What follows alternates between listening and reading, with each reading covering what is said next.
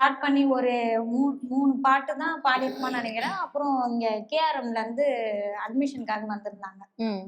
அப்போ எங்களுக்கு தெரியாது. அதுவும் சர்ப்ரைஸா தான் ஜீ தமிழ் மூலமா அவங்க கால் பண்ணி இந்த மாதிரி திவினேஷ்க்கு நாங்க ஃப்ரீ அட்மிஷன் கொடுக்குறோம் 6th இருந்து 12th வரைக்கும் அப்படின்னு சொல்லிட்டு வந்திருந்தாங்க.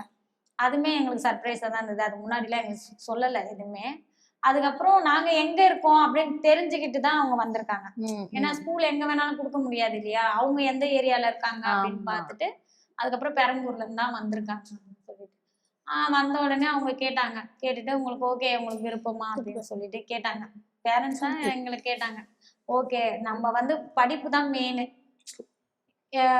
காசு பணம்னா கூட இன்னைக்கு இல்லைனாலும் நாளைக்கு சம்பாரிச்சிடலாம். படிப்பு போயிடுச்சுன்னா வராது. அதை ஒருத்தவங்க ஃப்ரீயா கொடுக்குறாங்க அப்படின்னும் போது அவங்களுக்கு எவ்வளவு பெரிய மனசு இருக்கணும்.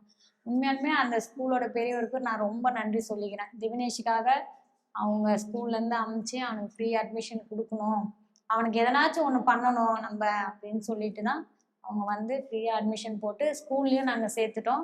ஸ்கூலுக்கும் போயிட்டு தான் இருக்கான். அவங்களுக்கு ரொம்ப நன்றி சொல்லணும். நாங்க படிப்பு யாராலையும் கொடுக்க முடியாது. அது அன்னைக்கு தேடி திவினேஷை தேடி அவங்க எடுத்துட்டு வந்து கொடுத்தாங்க. ரொம்ப சந்தோஷமா இருக்குது. அந்த ஸ்கூலுக்கே ரொம்ப நன்றி சொல்லிக்கிறேன். அந்த ஸ்கூலோட பெரியவருக்கு ரொம்ப நன்றி சொல்லிக்கிறேன். ஏன்னா அவர் சொல்லிதான் அவங்க எல்லாருமே வந்தாங்க. வந்து ஃப்ரீ அட்மிஷன் கொடுத்துட்டு போனாங்க. ஸ்கூலுக்கும் போயிட்டான் இப்ப. அங்கதான் படிக்கிறான்.